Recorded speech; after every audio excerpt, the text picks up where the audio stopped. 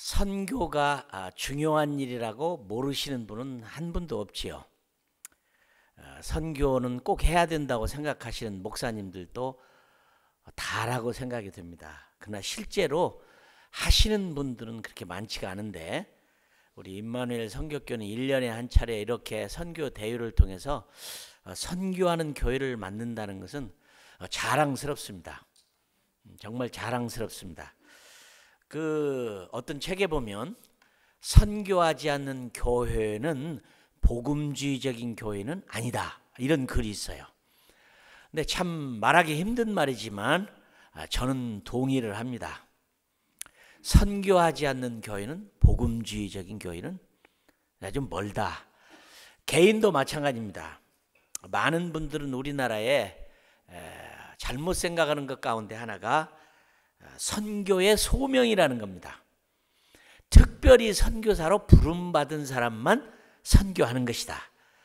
목사님들, 신학 공부하신 분들, 또 뜨거운 열정을 가지신 분들, 그런 분들이나 하는 것이지 무슨 평신도가 선교냐. 그건 아주 열정이 있고 은사가 있고 부름이 있고 그런 분들만 선교를 하는 것이다.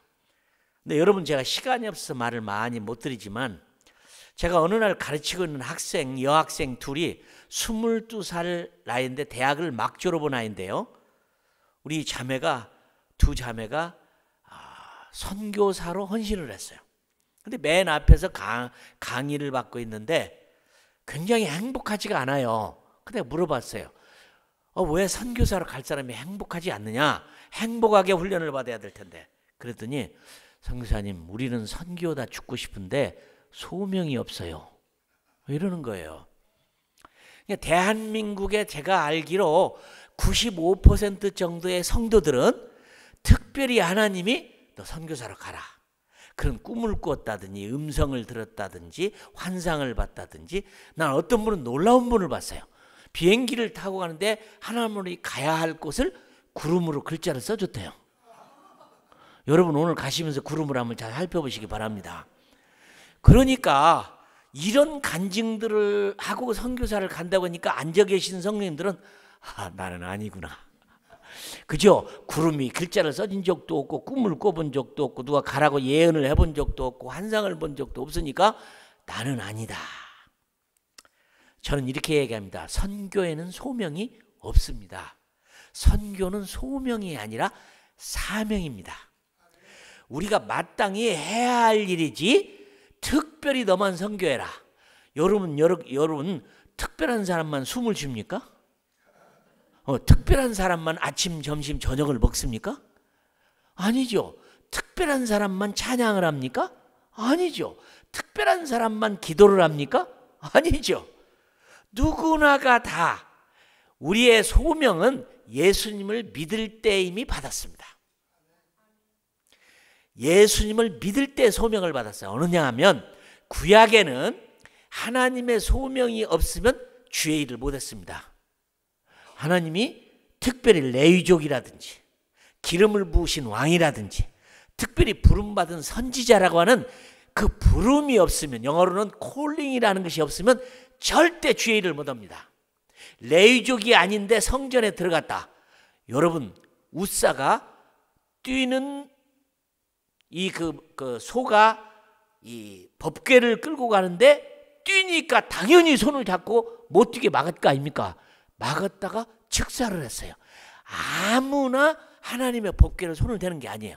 제사장만, 그것도 대제사장만 1년에 한 번씩 피를 발리기 위해서 가능한 건데, 그러니까 구약에는 하나님의 부르심이 없으면 절대로 성전에도 못 들어가고 성막에서 여러분 허드렛의 일도 못합니다. 가짜 선지자 노릇하면 집안이 망해요. 가짜 왕 노릇하다가는 죽어요. 근데 은근히 그 구약의 생각이 신약에 와가지고 똑같이 콜링이 있어야 된다. 목사님도 콜링, 장로님도 콜링, 성도들도 콜링, 그런 소명이 있어야 주의를 한다. 천만에요. 지금 시대에는, 하나님이 신약 시대에는 예수 그리스도가 우리를 위하여 모두를 위하여 죽으셨고 그분을 받아들인 다음에는 민주주의예요. 특별히 레위족이 따로 없습니다. 특별히 기름 부으심 받음이 따로 필요 없어요. 누구나가 뭐라고 말하느냐? 아무든지 나를 따라오려거든 자기를 부인하고 자기 십자가를 지고 나를 쫓을 것이니라. 누구든입니다. 어린아이가 됐든 어른이 됐든 여자가 됐든 공부를 많이 했든 적게 했든 누구든지 주의 일을 할 사람은 자유예요. 여러분 보니까 내년도에 일꾼들을 은사를 통해서 모집하는데 우리 교회가 벽에다 붙여놓고 하고 싶은 분 이름 적으라고 하는데 그거 좋은 방법입니다. 나는 장로님도 그렇게 하라고 했으면 좋겠어. 투표하지 말고 나 하고 싶다. 하고 싶은 분이 해야죠. 아무든지 나를 따라오려건. 그러니까 여러분 안 하실 분은 안 하셔도 돼요. 하고 싶은 분은 하세요. 지금은 부름이 있는 게 아니에요. 사명이야. 나 이거 해야 되겠다. 그러면 복된 거예요. 신약은 어느 때 부름이 있느냐? 예수님을 믿을 때 이미 여러분은 그때 부름을 받았어요. 왕 같은 제사장이요, 택하신 족속이요, 거룩한 나라요. 예수님을 믿을 때 이미 소명을 받았지 또 소명이 있는 게 아니에요. 그 다음에는 말씀을 깨닫고 이 일을 해야 되겠다는 사명이 있는 거예요. 그러니까 영어로 말하면 콜링이 아니라 어사인먼트. 예수님을 믿을 때 여러분 이미 다 콜링을 받았어요. 지금은 민주주의예요. 여러분이 하고 싶으면 다 하시면 돼요. 나 우리 교회 청소는 내가 하겠습니다. 우리 교회 음식은 내가 하겠습니다. 우리 교회 주일학 선생님은 내가 하겠습니다. 스스로 자원하는 거예요. 아무든지 나를 따라오려거든 자기를 부인하고 자기 십자가를 지고 날 따르니라. 그러니까 십자가를 피하시는 분은 절대로 하나님의 상을 받을 수가 없어요. 아, 나 그 어려운 일 난 안 해. 그냥 이제 믿는 것만도 굉장한데 교회 가서 예배만 드리면 난 오겠습니다. 뭐 그것도 자유예요. 그러나 그런 분들은 십자가가 없는 거예요. 우리 김동길 교수가 아주 재밌는 얘기를 하셨어요. 가르치는 학생 가운데 보니까 금목걸이를 하고 이렇게 오신 분이 있어요. 그래서 그럴 때 김동길 교수가 자매님 십자가는 등에 메고 다니는 거지 목에 걸고 다니는 게 아닙니다. 그랬더니 그 자매가 있다. 아, 교수님 걱정하지 마세요. 가끔 뒤로 가요. 네. 십자가는 배지로 다는 게 아니에요. 십자가는 목에 거는 게 아니에요. 십자가는 본인이 지고 부엌에서 봉사하는 일이 얼마나 힘들어요. 선교하는 일이 얼마나 힘들어. 전도하는 일이 얼마나 힘들어. 교회 청소하는 일이 얼마나 힘들어. 주일학교 선생님이 얼마나 힘들어요. 그러나 주를 위해서 나를 위하여 지고 간 십자가 그 어려움을 당연히 지는 것은 절대로 주님이 너 불러서 십자가 지라 그러지 않습니다. 자유예요. 로마서 12장 1절에도 보면 내가 하나님의 모든 자비하심으로 너희를 권하노니 여러분의 선택이에요. 저는 신학시대는 좋은 시대예요. 하려면 하고 말라면 말아라. 나중에 주님 앞에 가고 상을 받을 거니 안 받을 것이니 이런 그 사람의 자유지 특별히 주는 거 아니다. 나는 여러분들이 정말 너도나도 주의 일을 하고 십자가를 지고 싶어하는 분들이 있기를 바라요. 근데 그 중에 어려운 게 선교입니다. 선교는 교회의 본질이라는 거예요. 네. 교회가 선교를 하지 않는다면은 또 다른 교회가 안 세워지면 누가 예수를 믿겠어요? 그러니까 선교가 없는 기독교는 존재하지 않습니다. 그런데 예수님도 힘드셨을 거예요. 왜냐하면 33년을 사시고 십자가에 못 박혀 돌아가시면서 이제 하늘로 갈 때가 됐는데 누군가가 이 십자가 얘기를 온 세상에 전파를 해야 될 텐데 예수님은 가잖아요. 그걸 누가 해야 되느냐? 남은 제자들이 여러분들이 해야 되는데 예수님이 제자들을 모아놓고 하늘과 땅의 모든 권세를 내게 주셨으니 그러므로 너희는 가라. 이게 이제 소위 영어로는 The Great Commission이라고 대유임이라고 말합니다. 사실은 대유임이란 말이 이 말만 있는 게 아니에요. 이와 똑같은 대유임의 말은 마태복음에도 마가복음에도 누가복음에도 요한복음에도 어디든지 있는데 가장 표현하기가 좋고 멋있으니까 그것만 가르쳐 대유임이라고 하지만 성경 전체가 선교의 대유임이에요. 이건 하나님의 뜻이고 하나님의 꿈이고 하나님의 열정이고 하나님의 해야 할 가장 위대한 일이 선교라는 것입니다. 그러니까 많은 분들이 선교라는 것이 중요한지는 다 알기는 하지만 아무도 못해요. 왜 그러냐면 예수님 당시도 그랬어요. 제자들에게 그 얘기를 했을 때 누가 이해를 했겠어요? 우리 예수님이 무슨 말씀을 하시는 거냐? 하늘과 땅의 모든 권세를 내게 주신 그러므로 너희는 모든 족속으로 가서, 여러분 당시에 무슨 세계 지도가 있어요? 타고 갈 기차가 있어요? 아니면 자동차가 있어요?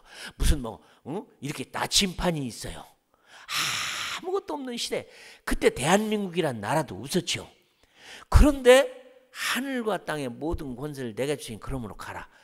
사실은 말씀하시는 예수님도 힘드셨고 듣고 있는 제자들도 이해가 안 되는 거예요. 그래서 선교라는 것이 특별한 사람 빼놓고는 실제로 된 게 19세기에 와서 되는 거예요. 그래서 여러분 그러잖아요. 선교가 좋은 것인지는 다 알지만 아무도 안 하려고 해요. 힘들고 어려운 일을 누가 합니까? 저는 어려서부터 선교의 비전이 있었어요. 어릴 때 주일학교 다닐 때부터 저는 초등학교 가기 전부터 이제 주일학교를 다녔는데, 어린 마음에 주일학교 때 이런 노래가 있었어요.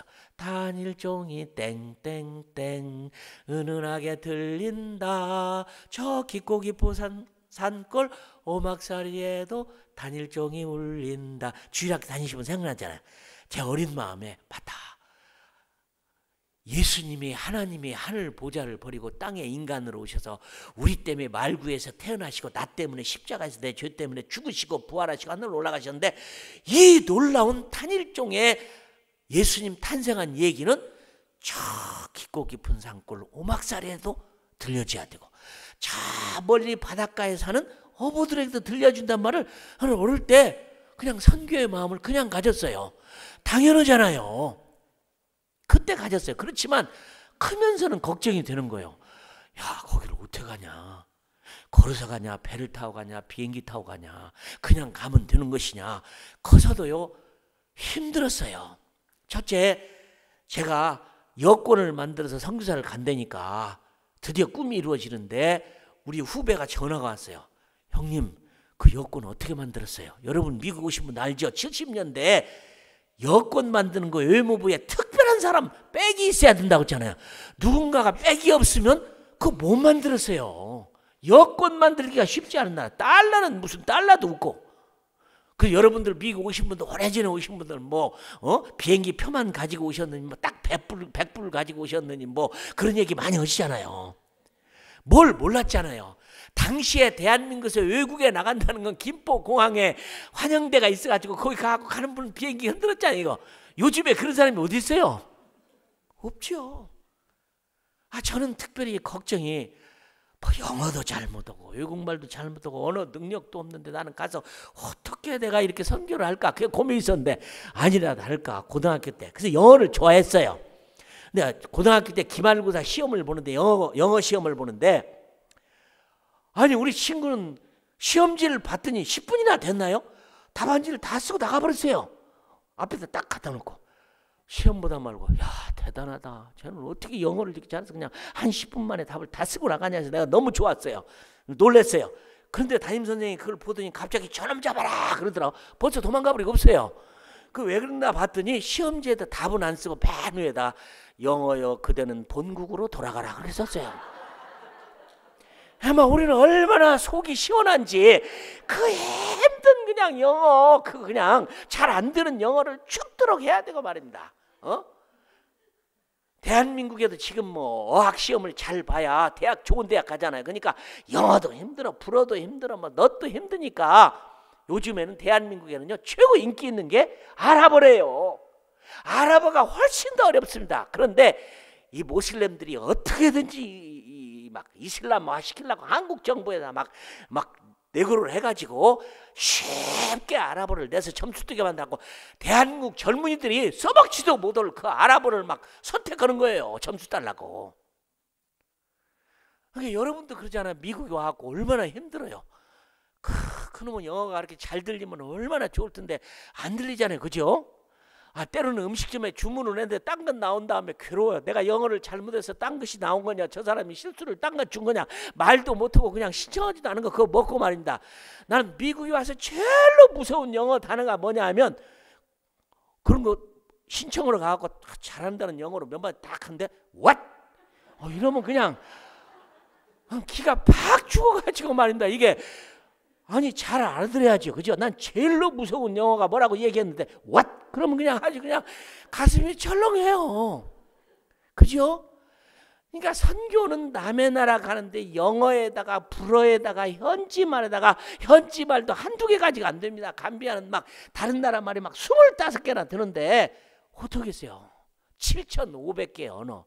그러니까 선교라는 게 지금도 이렇게 어려운데, 우리 선교사가 시카고 출신 1.5세가 중국을 갔어요. 근데 어느 날 이메일이 왔어요. 선교사님, 하늘이 무너져도 나 중국말 못 배우겠습니다. 얼마나 힘들어요. 우리는 어릴 때부터 한문을 배웠으니까 그렇게 괜찮지만 한 번도 안 써본 1.5세가 영어만 하다가 한문을 딱 보면 그게 글자입니까? 그게 그림이지. 한자를 배워야 하는 이런 글자가 어디가 있어요. 그래서 중국은 1등 국가 되기가 힘들어요. 표기를 못해요. 안 돼요. 중국 젊은이들을 만나가지고 저녁에 와서 막 괴로워하는 거예요. 우리 어떻게 하면 좋으냐. 그래서 영어를 배워라. 안 되면 한글이라도 배워라. 한글은 소리 나는 거 다 쓸 수가 있어요. 근데 영어보다도 표기 능력이 뛰어나요. 근데 중국은 소리를 낼 수 있는 게 300가지밖에 안 된대. 그러니 그대로 할 수가 없어요. 우리말로는 코카콜라면 코카콜라로 쓰지 무슨 가구가라 그래요? 안 하지요. 켄터키 치킨은 중국말은 건더기 그래요. 켄터키 치킨이지 무슨 그게 건더기예요. 우리 한글로는 켄터키 치킨 그냥 쓰면 되잖아요. 그래서 우리 한국에는 지금 한글로 영어를 배우는 게 유행이에요. 영어를 영어로 배우면 느리다는 거예요. 힘들어요, 그죠? 근데 영어를 우리말로 배워버려요. 그래서 학원마다 이제 영어 강사가 한글로 영어를 가르쳐요. 근데 중국 젊은이들한테 했어요. 한글 배워라. 나 한국말 배우라는 게 아니라 한글 배워라. 지금도 선교라고 하면 여러분 다 그러잖아요. 가면 죽어, 말라리아 걸려, 힘들어, 그런 데를 왜 가, 언어를 어떻게 배워.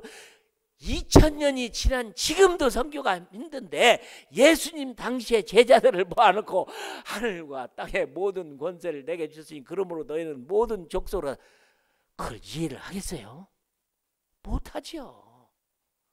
지금도 교회마다 목사님이 뜨거운 분들은 막 선교합시다 하면 성도들은 지금 무슨 말이냐, 우리 교회도 힘들도 우리도 힘든데 무슨 남의 나라냐, 이런 분 많아요. 근데 이런 선교 대회를 통해서 선교를 깨닫게 저를 부르고 말씀을 보는 건, 나는 오늘 여러분들이 좋아요. 선교사 안 가도 좋아요. 못 가도 좋아요. 그러나 선교할 수 있어요. 무릎으로 기도하는 무릎 선교사도 될 수 있고, 돈 벌어서 헌금으로 할 수 있고, 여러분 아니면 단기 선교를 갔다 올 수도 있고, 여러분 선교 훈련을 받고 할 수 있는 일이 무지하게 많은데 왜 안 하냐 이 말이죠. 안 하는 교회가 너무 많아요. 그러니 주님이 2000년이 돼도 아직 못 오신 거죠. 사실은 성경을 읽어보면 예수님 당시에 하늘로 가면 곧 오실 거라고 생각했어요. 예수님도 본 그대로 다시 오리라, 속히 오리라. 2000년이나 걸렸어요. 왜? 선교가 안 되는데 주님이 오실 수가 없잖아요. 아직 복음화가 안 됐는데 주님이 오셔버리면 그런들은 하나도 구원 못 받잖아요. 나는 임마누엘 성격교회 성도님들은 정말 땀 흘리면서 한번 선교를 위해서 기도해보고, 여러분 번 돈 1센트라도 좋으니까 선교비로 매주일 내보고 막 그런 여러분들이 되기를 주님의 이름으로 축원합니다. 그러니까 베드로는 여러분 아시는 대로 수제자 아닙니까? 참 대단한 분이죠. 베드로가 아니면 우리가 천국을 못 가요. 베드로가 아니면 천국을 못 가요. 왜냐하면 예수님이 물었어요. 얘들아, 세상 사람이 나를 누구라 하더냐? 엘리야라고 하던데, 좋은 선지자라고 하던데, 좋은 선생님이라고 하던데요. 베드로한테 물었죠. 베드로야, 너는 나를 누구라고 생각하냐? 주는 그리스도여 살아계신 하나님의 아들이니다. 이게 천국 들어가는 열쇠입니다. 막 숨 넘어가기 1보 전이라도 0.05초라도 주는 그리스도여 살아계신 하나님의 아들입니다. 그러면 천당 가는 거잖아요. 그잖아요. 그러니까 베드로에게 내가 천국의 열쇠를 주는데 네 고백 위에 교회가 세워지더니 음부의 권세가 해야지 못할 거라고 했어요. 막 주님이 너무 놀라갖고 네가 스스로 그 말을 한 거 아니다. 하나님 아버지가 그런 말을 안 줬으면 너는 그런 고백 못한다. 그러니까 베드로는 천국 들어가는 열쇠입니다. 그 멋있는 사람이에요. 대단한 사람이에요. 그런 베드로가 죄송해요. 선교의 시옷자도 모르는 거예요. 예수님을 3년 따라다녀. 여러분 창세기 이래 사람으로서 주님 빼놓고 무리를 걸어본 사람이 몇 명이나 됩니까? 없어요. 베드로밖에 없어요. 인류 역사 가운데 사람이라는 사람 중에 무리를 걸어본 사람은 베드로밖에 없어요. 유일하게 무리를 걸어본 사람이에요. 그 다음에 고기 입에서 꺼내갖고 세금 내본 사람 전 세계 한 사람도 없어요. 전 세계 한 사람도 없어요. 어느 날 예수님하고 베드로 같이 성전을 들어갔습니다. 여러분 아시는 대로 성전은 들어가면 모든 사람이 다 성전세를 내야 됩니다. 물론 여자분들은 들어가지도 못하지만 남자는 들어가면 성전세를 2드라크마를 내야 돼요. 근데 예수님이 안 내고 쑥 들어가 버렸어요. 그냥 회당장이 오더니 베드로 옆구리를 콱 잡더니 야, 네 선생 세금 안 내냐? 이게 베드로가 너무 놀래가지고 낸다. 그냥 큰일 났습니다. 예수님이 물었어요. 베드로야, 너 돈 있어? 저 없는데요? 없는데 왜 낸다고 그랬어? 예수님 돈 없으신가요? 야, 나 돈 없는 거 너 알잖아. 아주 난처한 상황이 됐습니다. 근데 베드로가 낸다고는 했죠. 어떻게 합니까? 성경 읽어보면 예수님 물어요. 베드로야, 그럼 이 나라 임금이 자식들한테 세금 걷하고 나라 통치하냐? 낼 필요가 있느냐 없느냐? 낼 필요 없죠. 우리도 낼 필요가 없는데 오해받지 않기 위해서 내라. 저 돈이 없다니까요. 그래? 그럼 디베랴 바닷가에 가고 낚시를 던져서 첫 번 잡히는 고기에 입을 벌려서 동전을 꺼내서 너와 나의 세금을 내라. 여러분 이 얘기가 여러분 어떻게 생각하세요? 성경을 읽고 안 될 셈의 동화도 아니고 그죠? 여러분 같으면 순종하시겠어요? 예수님 돈 물고 있는 고기가 세상에 어디가 있습니까? 그런데 참 멋있어요. 저는 페이스 미션을 했는데요. 하나님이 나의 필요를 채워주신 분이다 믿고 저는 감비한 사역을 했어요. 정말 하나님 내 생애에는 누구에게 돈 얘기 안 해도 하나님 채워주셨어요. 진짜. 아니 선교라는 건요 간단합니다. 가라고 하시는 분이 책임을 안 지고 가라고 하면 그건 나쁜 분입니다. 그죠? 가라고 하는 사람이 책임을 줬는데 책임을 안 져주면 그건 나쁜 분이죠. 그러니까 선교라고 하는 것은 처음부터 되는 겁니다. 하늘과 땅의 모든 권세를 내겠으니 그러므로 가라고 하신 분이 아무것도 안 주고 가라고 했다. 그러면 그분은 나쁜 분이에요. 가라고 한 분이 책임을 지는 거니까 가라고 했는데 저는 그걸 경험을 했어요. 35년 동안 선교하는 동안 하나님이 저는 그걸 지금까지 필요한 걸 다 채워주셨어요. 그러니까 예수님하고 베드로는 한 푼도 없이 사신 겁니다. 베드로 너무 멋있는 사람입니다. 너무 멋있는 사람. 순종해서 가가지고 낚시를 들고 가서 던집니다. 여러분에게 그런 말을 드리고 싶어요. 돈을 물고 있는 물고기는 없습니다. 세상에. 없어요. 사람보다도 많은 물고기 700억이라고 10배라고 해서 700억 물고기에 돈 물고 있는 물고기 없어요. 그런데 믿음은 놀라운 거예요. 하나님이 말씀이기 때문에 낚싯대를 들고 가는 거예요. 여러분 하영주 목사님이 이런 말을 했어요. 되는 것은 기도할 필요 없다. 그죠? 되는 것은 왜 기도를 해요? 안 되는 것을 기도하는 거지. 베드로가 예수님 말씀이니까 하나님 말씀이니까 낚싯대 들고 불평 안 하고 갔어요. 난 이해가 안 돼요. 그 많은 고기 가운데 첫 번째로 와서 잡힐 수 있는 확률은 그것도 없죠. 물론 돈 물고 있는 물고기도 없지만 처음으로 와서 딱 잡힐 수 있는 확률도 없고 이제 두 번째 것이 잡힌다는 말도 안 했거든요. 첫 번째 잡히는 게 있다고 그랬어요. 그 다음에 또 하나는 돈을 물고 있는 물고기가 낚시는 왜 물겠어요? 여러분 상상을 해보세요. 돈을 물고 있는 물고기는 안 물어요. 그리고 역사 고세에 보면 그때 베드로가 잡은 고기를 지금도 이스라엘에 가면 베드로 고기라고 부른대요. 근데 이 고기는 낚시로 잡는 고기가 아니라 그물로 잡는 고기요. 가능성이 전혀 없는 거예요. 근데 가서 던졌어요. 자 보세요. 입을 열어봤어요. 동전이 들어있는 거예요. 여러분 그때 베드로의 심정이 어떻겠어요? 이럴 수가. 이럴 수가. 여러분 예수 믿으면서 하나님과 더불어 살면서 이럴 수가. 이럴 수가. 그런 경험을 못하고 사시는 분들 금식하고 철회합 좀 해보세요. 돼요. 돼요. 저는 선교하면서 그런 얘기를 한두 번 한 게 아니에요. 이럴 수가. 정말 하나님이 살아계시네. 이럴 수가 어떻게 이러는가. 베드로가 얼마나 감격했어요. 근데 꺼내는 돈은 동전이 4개가 아니라 하나밖에 안 나왔어요. 근데 두 분이 내야 할 돈은 4드라크마예요. 근데 꺼낸 돈이 한 세겔은 너무 정확하게 성경은 4드라크마라는 거예요. 여러분 이런 하나님이기 때문에 오늘 아침에 여러분 예배 드리러 오신 거죠? 그럼 내가 이런 하나님 예배 드리러 간다. 그냥 교회 가는 거 아니다. 종교가 아닙니다. 종교가 아니에요. 하나님이 필요해서 여러분 오신 게 아니에요. 너무너무 숨쉬기만큼이나 중요한 분이죠. 그 돈을 꺼내서 베드로가 그 세금을 냈을 때 회당장이는 얼마나 놀랐겠으며, 그죠? 야, 너들 한 푼도 없다는데 갑자기 어디서 가져오냐? 고기 입에서 꺼내서 가져왔습니다. 회당장이는 뭐라고 했어요? 여러분의 이 교회가 임마누엘 성격교회도 내가 아는 대로 여러분의 헌금으로 지어진 거죠. 이게 한 개인이 그냥 하라면 되겠습니까? 이런 기적이 일어나는 거잖아요. 교회는 기적이에요. 신앙생활은 기적이에요. 베드로가 그런 경험을 했어요. 얼마나 멋있습니까? 어느 날 성전을 가는데 기도를 하는 거예요. 베드로가. 그러니까 베드로는 기도의 사람이 됐어요. 기도하면 된다.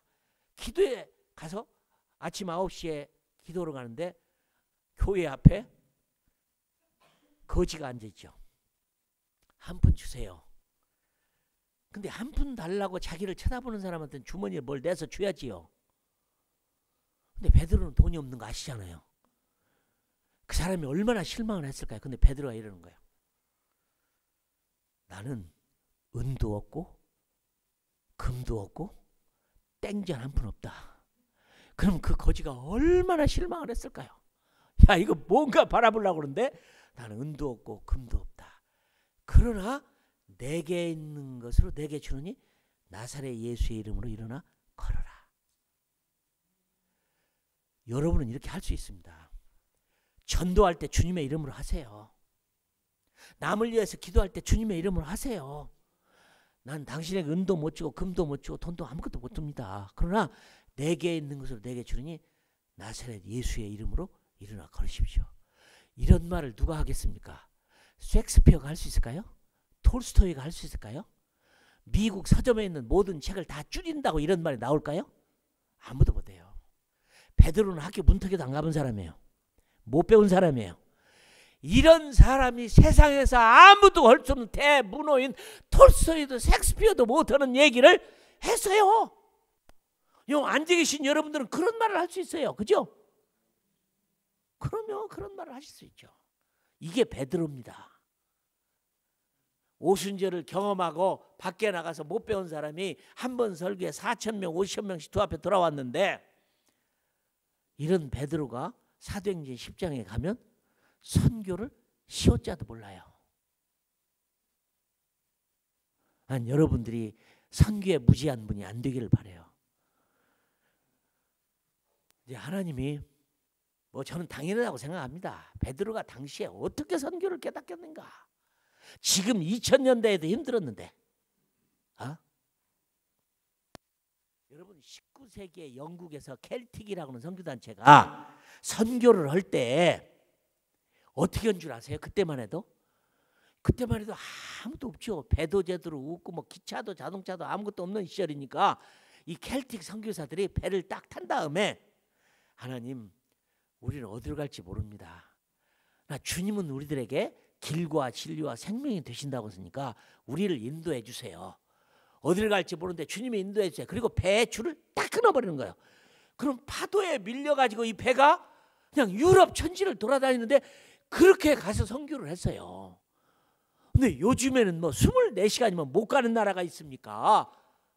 지금은요, 여러분 뭐 아이패드라든지 아이폰이라든지 아니면 컴퓨터로 구글 어스에 딱 치면 이디오피아를 가고 싶으면 이디오피아를 딱 누르면요, 이디오피아의 공중에서 그 나라 밑에 다 들여다봐요.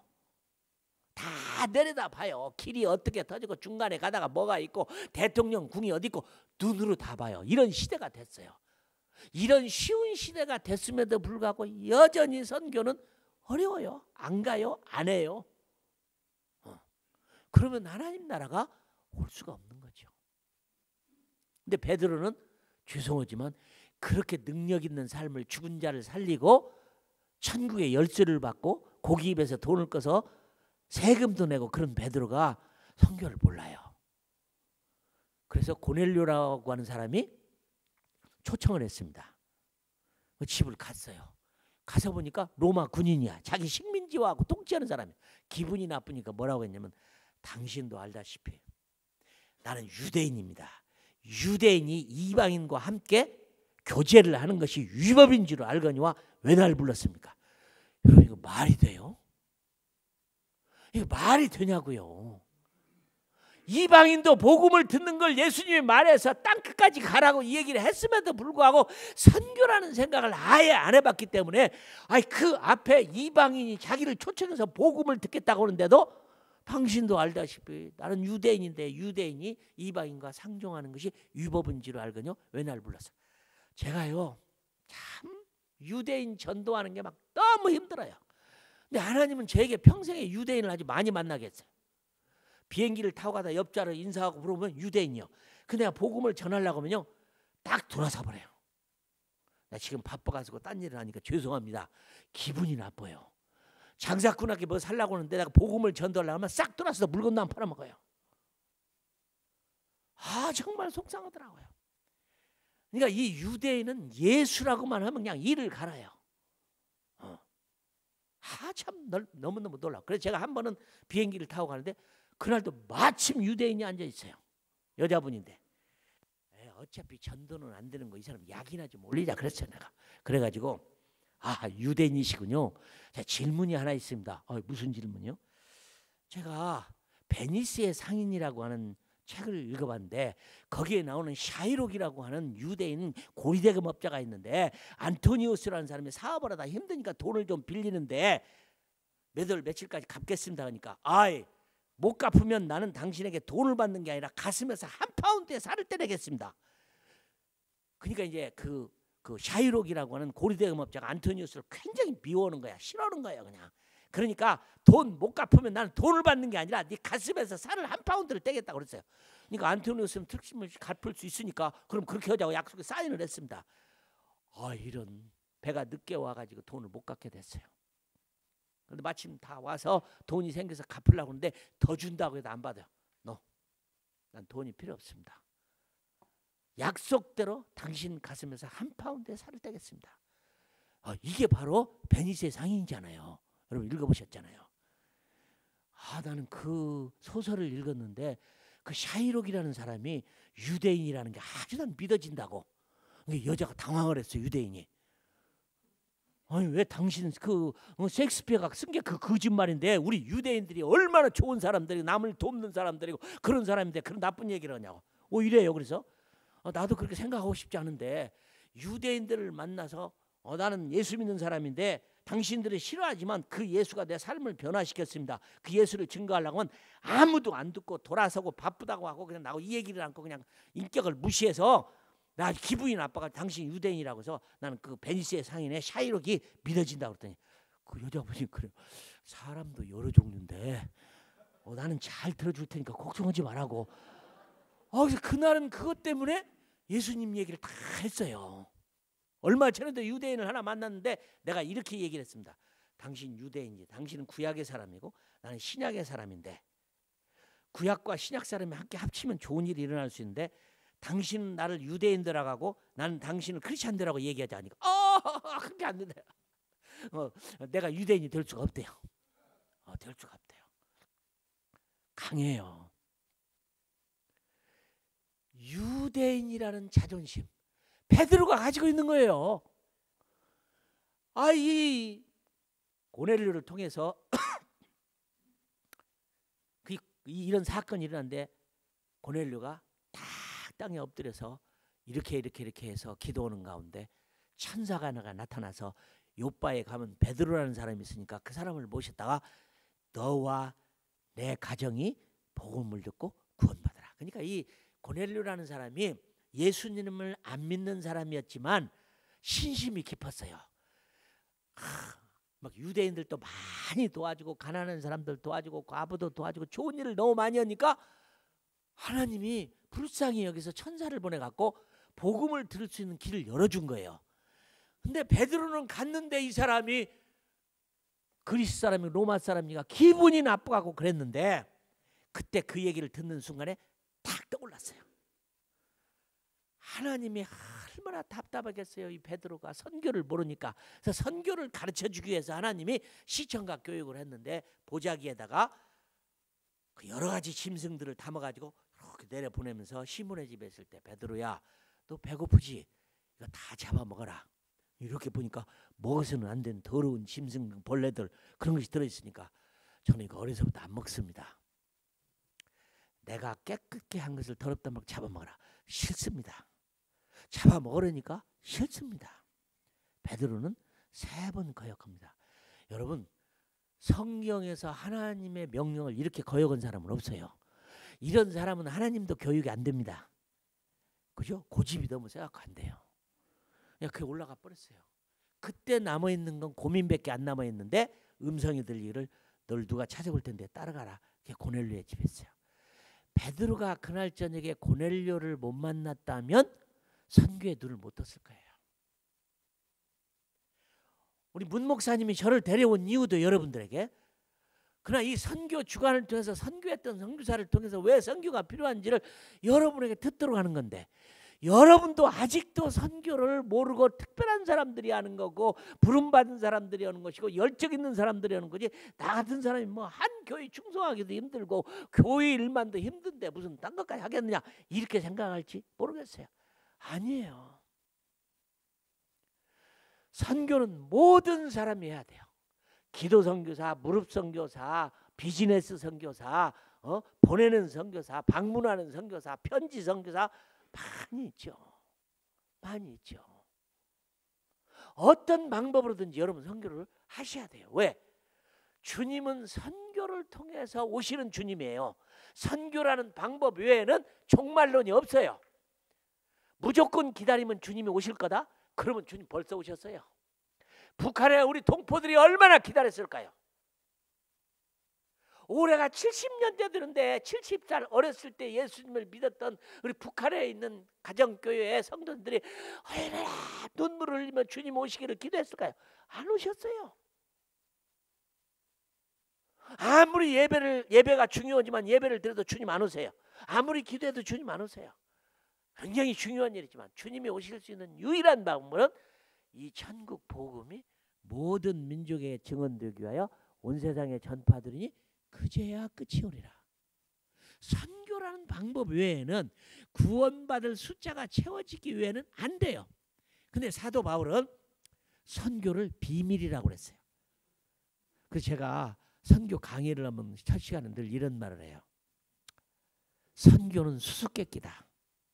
맞아요. 예수 믿는 사람이 그렇게 많은데 선교를 깨달은 분은 안 많아요. 목사님도 안 많고 장로님도 안 많고 성도들도 안 많고 어쩌다가 이렇게 선교를 못 깨닫게 됐는지 특별한 분이 선교를 알아요. 그래서 저는 선교를 잘하시는 분은 성경을 다 한다고 생각합니다. 제가 1984년도에 뭐 이건 다 하시는 분이니까 전 세계 가장 큰 목표를 하시는 조영기 목사님을 만났어요. 그래서 아프리카에서 만나서 조영기 목사님하고 둘이 제가 저녁 식사를 같이 하게 됐어요. 담대히 그랬어요. 목사님 교회는 세계에서 제일 큰 교회입니다. 목사님 교회가 선교하면 세계는 뒤집어집니다. 그랬더니 그 목사님이 그러시는 거예요. 내게 아직 선교의 계시가 없습니다. 나는 복음주의자로 성경을 아는 사람들로 깜짝 놀랐어요. 창세기에서 계시록까지 선교 얘기로 가득 들어있는데 그러니까 감히 그분은 너무 큰 분이니까 아직 내게 계시가 없대요. 여러분 그렇게 생각합니까? 아주 큰 분이니까 제가 뭐 말든 못하고 그때부터 괴롭더라고요. 그래서 기도를 많이 했어요. 하나님 조용기 목사님 선교에 눈을 뜨게 해주세요. 선교에 눈을 뜨게 해주세요. 그리고 제가 그 여의도 그 순복음교회에 설교를 한번 부탁받아서 간 적이 있어요. 얼마나 선교사를 많이 보내고 선교를 많이 하셨는지 몰라요.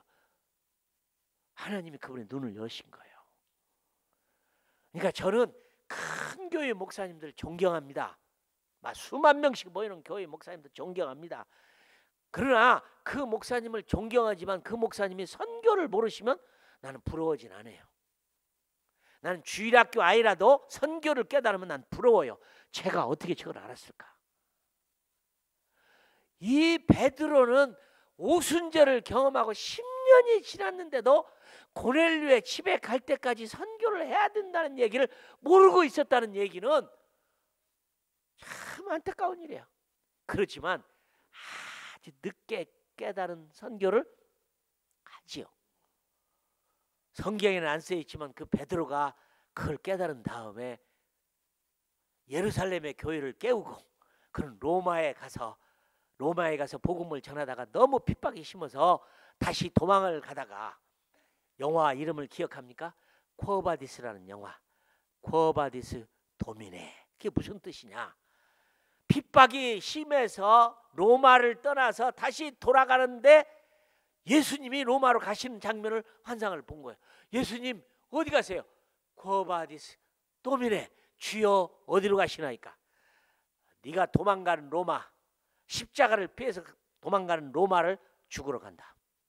그 말에 다시 베드로는 되돌아서 가서 십자가에 거꾸로 못 박혀 돌아가시다. 저는 로마를 아직 안 가봤지만 로마에 가면 그 길에 쿼바디스라고 하는 그런 골목길이 지금도 기록되어 있다는 얘기를 들었어요.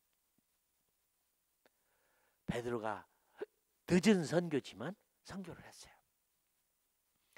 나는 우리 한국교회가 그래도 88 올림픽 시절에 올림픽과 더불어서 막 선교의 열정이 다해서 세계에서 두 번째로 많은 거의 3만 명에 가까운 숫자를 전 세계에 보냈다.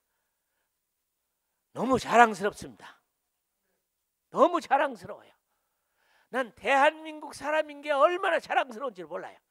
중국에 가갖고 중국 선교대를 때 강사로 불려갖고 중국 사람들을 깨우는데요, 중국이 대한민국 사람한테 배울 거 아무것도 없어요. 선교 하나는 한국 사람한테 배우려고 얼마나 노력하는지 몰라요. 중국은 한국이 아니면 선교가 어려워요. 근데 그 중국이 한국을 먹으려고 얼마나 쳐들어왔습니까? 수백 번 남한을 쳐들어왔지만, 다른 나라는 몽고도 먹고 다 먹었지만 묘한 일이야. 그 작은 나라 대한민국 밟고 지내만 가도 끝날 텐데 못 먹었어요. 못 먹었어요. 세계 선교 국가가 되고 통일만 되면요, 시진핑이 from 베이징 to 제루살렘이라는 원 노드 원 벨트라는 프로젝트를 만드는데, 우리말로는 1대1로라고 하는 철로를 놉니다. 이건 역사적인 철로라. 베이징에서 예루살렘까지 유럽 소련까지 철로를 놔서 중국이 막 총 지배하는 국가가 되려고 철로를 놉니다. 근데 그게 시진핑이 놓지만 알고 보면 뭐냐? 그 철로에 한국 철로만 연결되면 버스 타고 아니면 기차 타고 복음 전하는 거예요. 나는 그거 어서 되면, 하나님이 통일시켜주면, 북한의 철도만 놓으면 우리는 그냥 이겁니다. 대한민국이 전 세계에 복음하는. 여러분, 잠을 자도 선교를 위해서 주무세요. 아침을 먹어도 선교를 위해서 아침을 드세요.